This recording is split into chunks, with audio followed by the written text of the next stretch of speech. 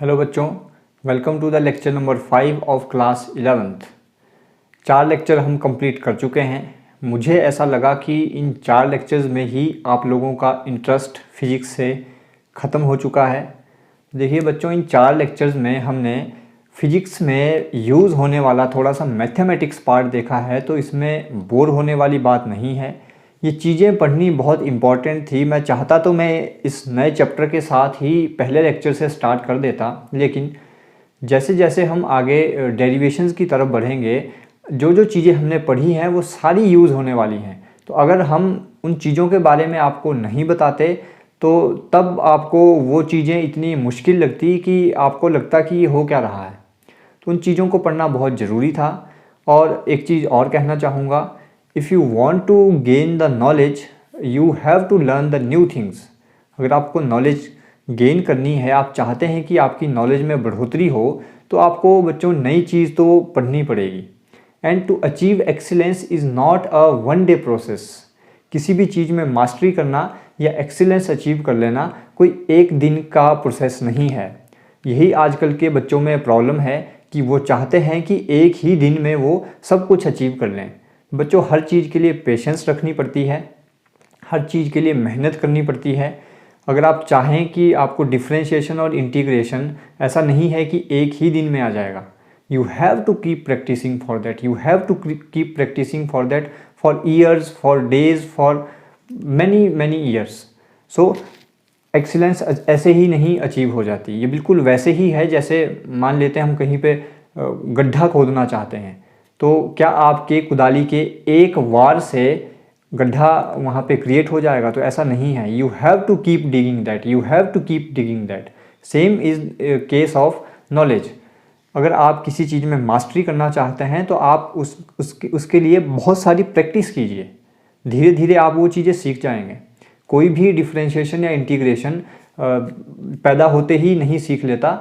इसके लिए हमें धीरे धीरे धीरे धीरे प्रैक्टिस करनी पड़ती है। तो पेशेंस रखें, प्रैक्टिस करते रहें, आपको डिफ्रेंशिएशन भी आ जाएगी, इंटीग्रेशन भी आ जाएगी। हमने बिल्कुल बेसिक सा पढ़ा था, उन चीज़ों को आप बस ध्यान रखिए। फिजिक्स में हम उतना ही यूज़ करेंगे। जिसको बहुत डीप पढ़ना है वो बच्चे ऑलरेडी मैथमेटिक्स में होंगे, मैथमेटिक्स पढ़ेंगे, उसमें वो बहुत डीप इन चीज़ों के बारे में पढ़ेंगे। तो इसी पॉजिटिव नोट के साथ आज हम नया चैप्टर स्टार्ट करने जा रहे हैं, that is physical world and measurements.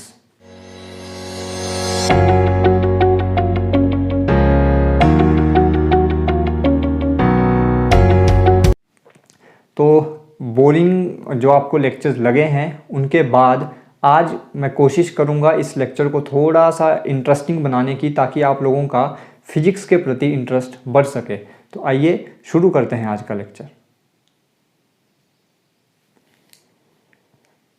बच्चों, जैसे आप देख रहे होंगे चैप्टर का नाम है फिजिकल वर्ल्ड एंड मेजरमेंट्स। तो मेजरमेंट्स वाले पार्ट पे हम थोड़ा बाद में बात करेंगे। सबसे पहले आते हैं this word that is physical world. Physical world का मतलब क्या है? दैट इज़ फिजिक्स की दुनिया। सो फिजिकल वर्ल्ड इज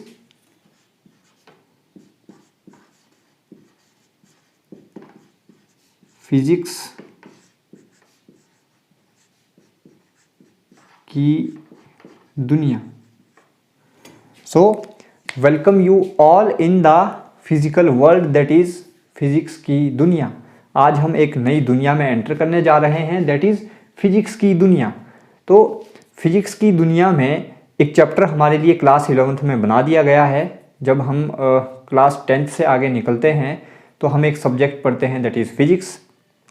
इस फिजिक्स की दुनिया में हमें क्या क्या पढ़ना है, फिजिक्स की दुनिया में क्या क्या चीज़ें इंक्लूड की गई हैं, फिजिक्स है क्या, इन सारे क्वेश्चंस का आंसर हमें इस चैप्टर में मिल जाएगा। तो ओवरऑल करके हमें फिजिक्स के लिए एक चैप्टर बना दिया गया है, जिसमें हम सिर्फ ये जानेंगे कि फिजिक्स है क्या, फिजिक्स की दुनिया में होता क्या क्या है, कैसे होता है, ये सब हम इस चैप्टर में जानेंगे। तो हम किन किन चीज़ों के आंसर इस चैप्टर में देने वाले हैं वो ये है कि सबसे पहला, इज़ इट इंटरेस्टिंग? क्या ये इंटरेस्टिंग है? ये भी जानेंगे कि इंटरेस्टिंग है या बोरिंग है। सेकंड, हम इस चीज़ का आंसर देने की भी कोशिश करेंगे that what is physics? Physics है क्या, या इनडायरेक्टली मैं बोलूँ व्हाट इज साइंस। साइंस है क्या, फिजिकल वर्ल्ड में क्या क्या इंक्लूड है, व्हाट डज इट इंक्लूड।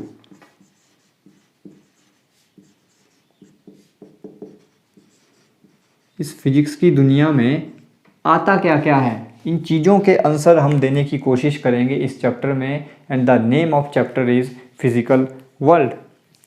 तो स्टार्ट करते हैं थोड़ी सी इंटरेस्टिंग चीज़ों के साथ। देखिए, जब भी हम कहीं पे घूमने जाते हैं या कहीं घूमने का प्लान बनाते हैं तो ऐसा तो नहीं है कि हम मुंह उठा के चले जाते हैं। मान लेते हैं हमें घूमने के लिए शिमला जाना है या जयपुर जाना है या दिल्ली जाना है, तो पहले हम उस चीज़ के बारे में सब कुछ पता करते हैं। मान लीजिए मुझे घूमने के लिए दिल्ली जाना है, तो मैं पहले दिल्ली की जियोग्राफी, हिस्ट्री, वहाँ पे क्या क्या नई नई चीज़ें हैं, उन चीज़ों के बारे में पहले हम इंटरनेट पे सर्च कर लेते हैं या लोगों से पूछ के जो वहाँ पे ऑलरेडी जा चुके हैं उनसे पूछते हैं, वहाँ की कहानियाँ सुनते हैं। ये सब करने से होता क्या है, हमारा इंटरेस्ट उस जगह के बारे में और ज़्यादा बढ़ जाता है, हमारी उत्सुकता और ज़्यादा बढ़ जाती है कि यार मुझे वो चीज़ देखनी है, मुझे वो चीज़ वहाँ पे एक्सपीरियंस करनी है। तो इस चैप्टर में भी कुछ ऐसा ही है। फिजिक्स बहुत इंटरेस्टिंग सब्जेक्ट है, interesting up to the level you can't even imagine. आप इमेजिन भी नहीं कर सकते, इतना इंटरेस्टिंग सब्जेक्ट है। तो उस इंटरेस्ट को थोड़ा सा और ज़्यादा बढ़ाने के लिए हम क्या करते हैं, हम ये चैप्टर पढ़ने जा रहे हैं, दैट इज़ फिजिकल वर्ल्ड। तो फिजिकल वर्ल्ड चैप्टर पढ़ने से क्या होगा, फिजिक्स के प्रति हमारा इंटरेस्ट बढ़ जाएगा, ताकि आपकी उत्सुकता और बढ़े कि यार मुझे इस चीज़ के बारे में जानना है। तो यही हम करने वाले हैं इन द फिजिकल वर्ल्ड।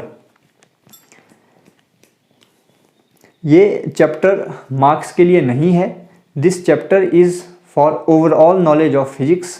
इस चैप्टर में से ऐसा नहीं है कि एग्ज़ाम में नहीं आता, एग्ज़ाम में भी चीज़ें पूछी जाती हैं, पर इस चैप्टर में मार्क्स आप लेके बहुत आराम से आ सकते हैं, क्योंकि इसमें हमें बहुत कुछ साइंटिफिक मेथड्स नहीं लगाने हैं, हमें ओवरऑल फिजिक्स के बारे में यहाँ पे जानना है। तो देखिए, हम इन चीज़ों तक कैसे पहुँचे होंगे। जैसे जैसे आदमी का विकास होना शुरू हुआ, जैसे जैसे आदमी की डेवलपमेंट होती गई, उसने नई नई चीज़ों के बारे में सीखना स्टार्ट किया। तो जब लोगों ने पहले देखा फॉर एग्ज़ाम्पल कि सन का राइज़ ईस्ट साइड से होता है और सन जो छपता है वो वेस्ट में जाके छपता है, तो किसी ने ये डेली ऑब्ज़र्व किया कि सनराइज़ इस साइड से होता है और छुपता वो इस साइड है। डेली वो इस चीज़ को ऑब्ज़र्व करता रहा, तो इस चीज़ को उसने सब लोगों को बताया कि यार ऐसा होता है। तो उस टाइम पे जब ऐसी कोई ऑब्जर्वेशन देता था, तो उस टाइम पे, ये बहुत अर्ली स्टेज की मैं बात कर रहा हूँ, उस टाइम पे उन लोगों को बोला जाता था फिलोसोफर। वो लोग जो कुछ नई चीज़ों के बारे में बताते थे उनको बोला जाता था फिलोसोफर, उनको बोलते थे फिलोसोफर। और जो भी वो बोलते थे, जैसे किसी ने बोल दिया कि सन का राइज इस डायरेक्शन से होता है और सन जो छिपता है वो इस डायरेक्शन में छिपता है, तो ऐसी चीज़ों को बोला जाता था उस फिलोसोफर की फिलॉसफी, कि ये उसकी फिलॉसफी है। उसने कुछ प्रूव नहीं किया, उसने सिंपली चीज़ों को ऑब्जर्व किया और सबके सामने उन चीज़ों को रखा, सबके सामने उन चीज़ों को बोला, तो उनको बोलते थे फिलोसोफर। और उन्होंने जो भी बोला उसको बोला जाता था फिलॉसफी। तो जैसे जैसे आदमी का विकास होता गया, वो बहुत सारी नई नई चीज़ें सीखता गया। हमने इतनी सारी नई चीज़ों को सीख लिया कि हमने उन चीज़ों को डिफरेंट ब्रांचेस में डिवाइड करना स्टार्ट कर दिया। फिर बोला गया कि अपने इंटरेस्ट के हिसाब से आप चीज़ों के बारे में बताइए, आप चीज़ों को पढ़िए। जैसे आप भी इस चीज़ से जुड़े हुए हो इस वाली स्टेज में भी, जैसे आप लोग क्लास 10th से निकले हैं तो आप लोगों को चॉइस दी जाती है, आप लोगों से पूछा जाता है कि आप आर्ट्स पढ़ना चाहते हैं, आप कॉमर्स पढ़ना चाहते हैं या आप साइंस पढ़ना चाहते हैं। तो ये आर्ट्स, कॉमर्स और साइंस की जो हम बात कर रहे हैं, ये क्या है, that are different branches. Knowledge इतनी ज़्यादा बढ़ चुकी थी कि हमने उस नॉलेज को डिफरेंट ब्रांचेस में डिवाइड कर दिया और फिर अपने इंटरेस्ट के हिसाब से बोला गया कि आप जिस चीज़ के बारे में और ज़्यादा नॉलेज गेन करना चाहते हो, और ज़्यादा स्टडी करना चाहते हो, आप उस पर्टिकुलर ब्रांच में जाइए। जैसे आप लोगों को पता है कि जब अगर आप साइंस लेते हैं क्लास 10th के बाद, तो आपको फिजिक्स, केमिस्ट्री, बायोलॉजी, मैथमेटिक्स, इन चीज़ों से रूबरू होना पड़ेगा। तो ऐसे ही हमने डिफरेंट ब्रांचेस बना दी। फिर हमने आर्ट्स में किन किन चीज़ों को रखा, कॉमर्स में किन किन चीज़ों को रखा, साइंस में किन किन चीज़ों को रखा। अब इस चीज़ पे आते हैं। तो हमने डिफरेंट ब्रांचेस बना दी, that is arts, commerce and science. सबसे पहले अगर बात करें आर्ट्स की, what is arts, what does it include. Arts में क्या आता है? आर्ट्स का मतलब है your inner skills. Arts means development of your inner skills.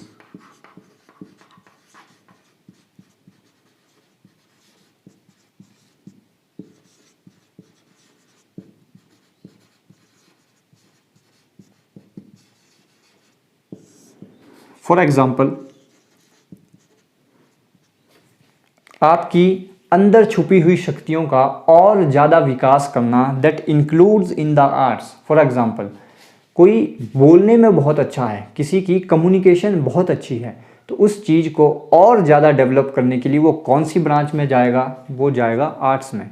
किसी की पेंटिंग बहुत अच्छी है, उस पेंटिंग की कला को और ज़्यादा डेवलप करने के लिए वो कहाँ जाएगा? इन द फील्ड ऑफ आर्ट्स। कोई कुश्ती में बहुत अच्छा है, बहुत अच्छी पहलवानी करता है, उस चीज़ को और ज़्यादा निखारने के लिए वो किस ब्रांच में जाएगा? That is arts. So arts is not, हमारे दिमाग में आर्ट्स को लेके क्या थिंकिंग बनी होती है? Arts is history, political and geography. That simply doesn't mean arts. Arts is the development of your inner skills. जितनी भी आपकी अंदर छुपी हुई शक्तियाँ हैं, जिनको आप और ज़्यादा निखारना चाहते हो, तो आप कौन सी फील्ड में जाएंगे? In the field of arts. Commerce में we all know all the things related with the finance are related to the commerce. Next coming to the part science, that is important to us, और जिस चीज़ के बारे में हमें study करना है। So if we talk about science, what is science? Science is organized knowledge. अभी इस चीज़ के बारे में और आगे बात करेंगे कि किस चीज़ की ऑर्गेनाइज्ड नॉलेज। पहले समझिए साइंस क्या है। Science is organised knowledge. और ये ऑर्गेनाइज्ड नॉलेज का मतलब क्या है? जनरेशन्स, हम बहुत आगे तक जनरेशन में आ चुके हैं। मान लेते हैं जब हमारी फर्स्ट जनरेशन थी, या आप ऐसे समझें कि इस ऑर्गेनाइज्ड नॉलेज का मतलब क्या है। मेरे टीचर ने मुझे कुछ चीज़ बताई होगी, या फॉर एग्ज़ाम्पल कार की डिस्कवरी हुई होगी किसी ना किसी जनरेशन में, कि गाड़ी कैसे बनती है, इस चीज़ की डिस्कवरी हुई होगी किसी जनरेशन में। तो अब हम क्या आगे डेवलप करते हैं? अब हम उस कार को कुछ नए तरीके से नहीं बना रहे हैं, बिल्कुल बेसिक कार को बनाने का जो मेथड है वो वही है। हमारी जनरेशन क्या कर रही है? उस कार में हम क्या क्या नई चीज़ें इंक्लूड कर सकते हैं, that is called organised knowledge. पहले से जो नॉलेज चलती आई, उसी नॉलेज को हम यूटिलाइज करके और ज़्यादा आगे डेवलप कर रहे हैं। That is the meaning of science. Science का मतलब क्या है? Organised knowledge. ऑर्गेनाइज्ड नॉलेज कैसे? जो पीढ़ी दर पीढ़ी हमें मिलती आई, हमें कहीं से पता चला किसी जनरेशन से कि गाड़ी ऐसी होती है, हमने उसी नॉलेज को यूटिलाइज़ किया नेक्स्ट जनरेशन में। उस गाड़ी में हमने कुछ नई चीज़ें ऐड कर दी, कुछ नई टेक्नोलॉजी ऐड कर दी, लेकिन बेसिक जो था कि 4 पहिए पे हम एक चीज़ लगा के उस पर चल सकते हैं, that is a simple vehicle. So उस नॉलेज को हमने यूटिलाइज़ किया और उसमें कुछ नई नई एक्सेसरीज़, नई टेक्नोलॉजीज़ ऐड की, that is organised knowledge. Previous knowledge को यूज़ करके हम आगे बढ़ते गए। किसी टीचर ने हमें कुछ चीज़ बताई, कुछ नई चीज़ के बारे में बताया, तो वो स्टूडेंट आगे क्या करेगा? उस नॉलेज को यूटिलाइज़ करके उसकी एप्लीकेशंस, उस चीज़ को और ज़्यादा कैसे आगे बढ़ा सकता है, उस चीज़ के बारे में सोचेगा। That is science. किसी ने मान लेते हैं कोई डिस्कवरी की, फर्स्ट जनरेशन ने मान लो डिस्कवर्ड समथिंग,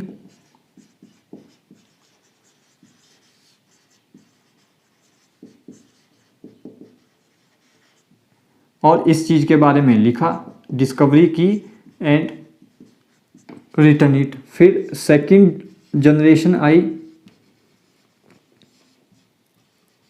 उन्होंने क्या किया, यूटिलाइज्ड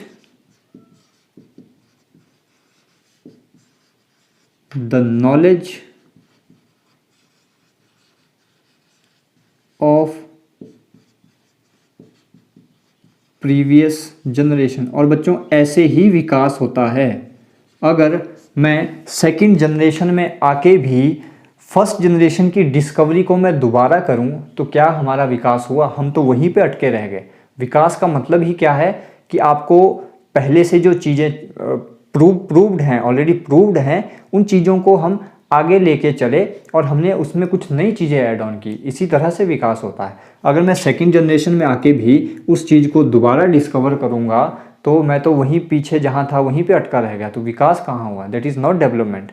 और the meaning of science is organise knowledge को यूज़ करके डेवलपमेंट करना। सो फर्स्ट जनरेशन ने कुछ डिस्कवरी की, उसको लिखा, उसे प्रूव भी किया होगा, रिटन इट। साइंस में हमेशा प्रूव भी होगा, प्रूव इट, प्रूव किया होगा।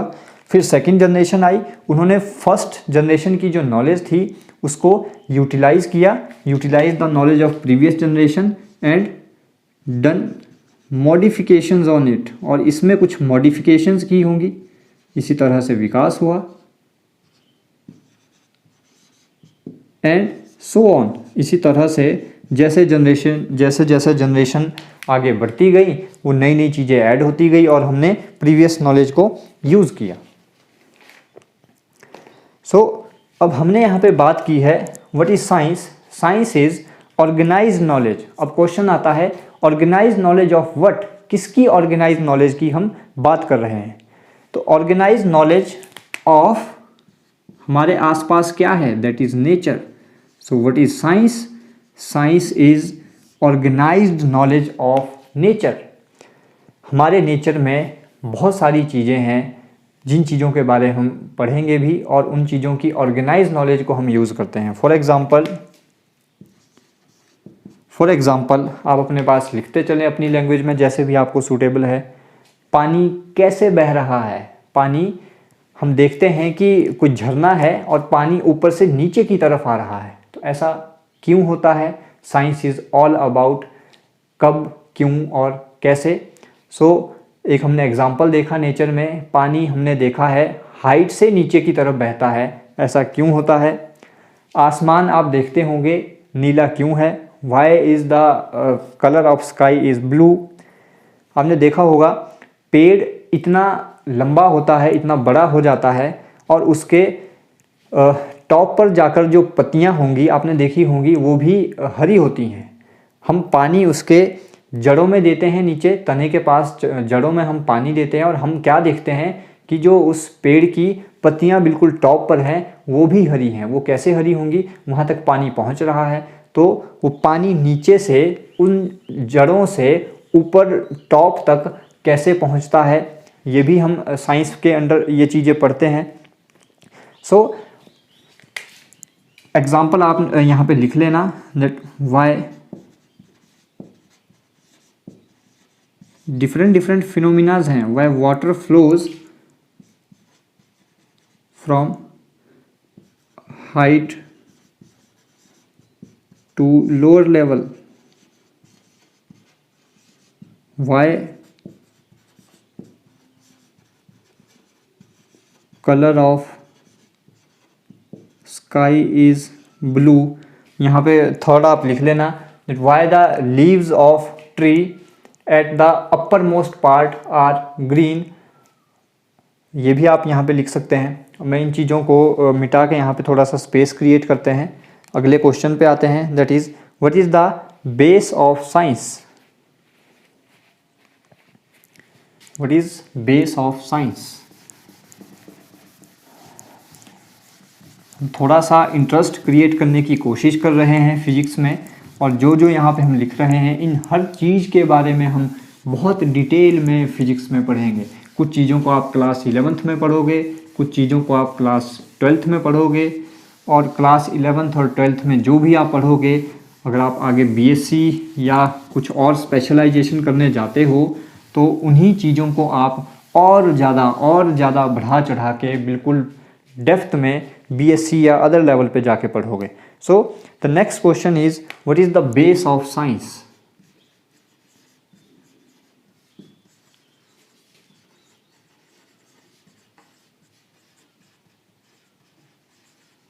साइंस का बेस है क्या? साइंस का बेस है नेचर। नेचर में ही तो सारी चीज़ें हो रही हैं, वहीं से हमने सोचा कि ऐसा क्यों होता है, हमने प्रूव किया होगा। So what is the base of science? The base of science is nature. And science is what? Science is organised knowledge of nature. Science is what? Science is, हमने यही सीखा अभी, science is organised knowledge of nature. एक चीज और add कीजिएगा, which is scientifically proved. Science में ये बहुत इंपॉर्टेंट है कि जो भी नॉलेज हमारे पास हो that should be scientifically proved, otherwise that is myth for अस। इसका एग्जाम्पल भी दूंगा, उससे पहले मेरा यहाँ पे मकसद किसी भी धर्म या रिलीजन को क्रिटिसाइज़ करना नहीं है। मैं यहाँ पे जो भी चीज़ें बोलूँगा that is all from the perspective of science. Science के पर्सपेक्टिव से बोलूँगा, क्योंकि साइंस कुछ चीज़ों को मानती है, कुछ चीज़ों को नहीं मानती। वो किन चीज़ों को मानती है, वो चीज़ें दोज आर साइंटिफिकली प्रूव्ड। जो चीज़ें साइंटिफिकली प्रूव्ड नहीं है वो सारी चीज़ें साइंस के लिए क्या है, एक मिथ है, एक भ्रम है। तो मैं वही कुछ यहाँ पे एग्जांपल दूंगा, तो कोई भी पर्सनली ना ले इन चीज़ों को। ये क्वेश्चन थी, just hold on. What is science? Science is organised knowledge of nature which is scientifically proved. अब जो चीज़ें साइंटिफिकली प्रूव्ड नहीं है, हमने क्या बोला, that is myth. If not scientifically proved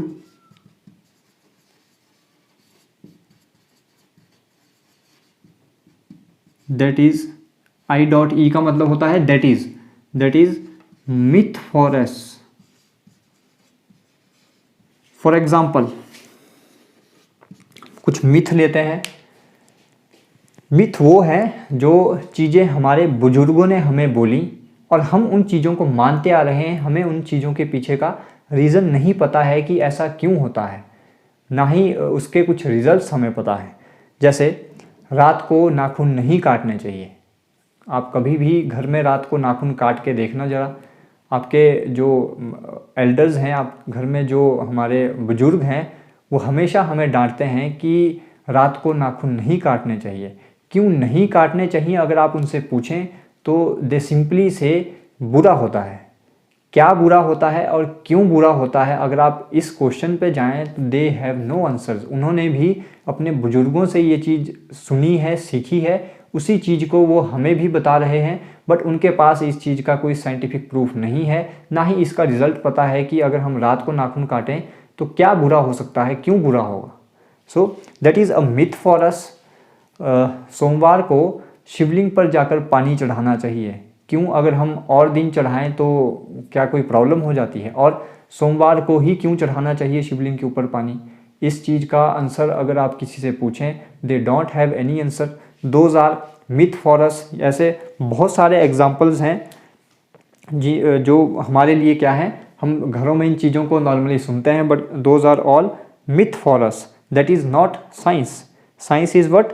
science is organised knowledge of nature which is scientifically proved. जो भी साइंटिफिकली प्रूव्ड हमारे पास चीज़ें हैं, हम उन्हीं चीज़ों को बोलते हैं साइंस। और जो मैंने आपको एग्जाम्पल दिए, those are all myth for us, that is not science for us.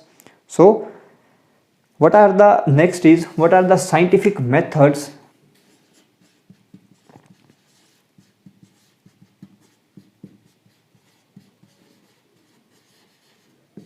to study the science.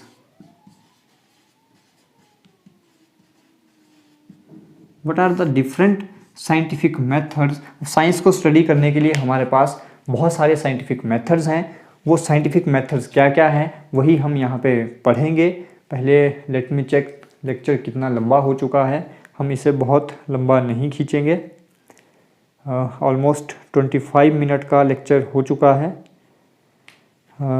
इस चीज़ को आज करें या हम नेक्स्ट लेक्चर में इसे कवर करें? इसे नेक्स्ट लेक्चर में कवर करते हैं, क्योंकि अगर मैं साइंटिफिक मेथड्स पे आ गया ये थोड़ा सा लंबा खिंच जाएगा, फिर लेक्चर बहुत लंबा हो जाता है, आप लोगों को भी फिर बोरिंग और हेक्टिक लगने लगता है और मुझे भी थोड़ी अपलोडिंग में प्रॉब्लम आ जाती है। तो इस लेक्चर को इतना ही रखते हैं। आई होप आप लोगों का थोड़ा सा इंटरेस्ट क्रिएट हुआ होगा साइंस या फिजिक्स से रिलेटेड। ये जो साइंटिफिक मेथड हम पढ़ेंगे बहुत इंटरेस्टिंग पार्ट है। यहाँ से आप लोगों का इंटरेस्ट साइंस के लिए या फिजिक्स के लिए और ज़्यादा बढ़ जाएगा। तो नेक्स्ट लेक्चर में हम कवर करेंगे that is scientific methods to study the science. बच्चों अपना इंटरेस्ट क्रिएट करके रखिए। आपको फिजिक्स पढ़नी है, बहुत इंटरेस्टिंग है बेटा। अभी डिफरेंशिएशन और इंटीग्रेशन से फेडअप मत हो जाइए। That is a small part in physics. Physics का एक बहुत छोटा सा पार्ट है जिनको हम डेरिवेशंस में यूज़ करेंगे। अदरवाइज़ इन चीज़ों को आप मैथ में ही पढ़ें, वहाँ पर आप और ज़्यादा इंटरेस्ट के साथ इन चीज़ों को पढ़िएगा। अभी आपको हेक्टिक इसलिए लगा क्योंकि हमने सिर्फ डायरेक्ट रिजल्ट्स यूज़ किए हैं। वो रिजल्ट्स आए कैसे वो चीज़ हमने यहाँ पे डिस्कस नहीं की है। तो अगर आप उसको भी बिल्कुल बेसिक से पढ़ते तो उसमें भी आप लोगों का इंटरेस्ट क्रिएट हो जाता। तो अगर मैं उतना लंबा बढ़ाने चलता तो फिर फिजिक्स छोड़ के हम मैथ ही पढ़ते पूरा एक साल, तो फिर प्रॉब्लम हो जाती हमारे लिए। तो आज से हमने स्टार्ट कर दिया है physics part. Physical world measurement पढ़ेंगे, वो भी इंटरेस्टिंग है। अब जितनी भी चीज़ें हम पढ़ेंगे वो हमारी डेली लाइफ से रिलेटेड चीज़ें होंगी। आपको पढ़ के बहुत मज़ा आएगा। तो अच्छे से आप रिवाइज़ करें, जो भी हमने पढ़ा है अच्छे से नोट्स बनाएं। Thank you so much.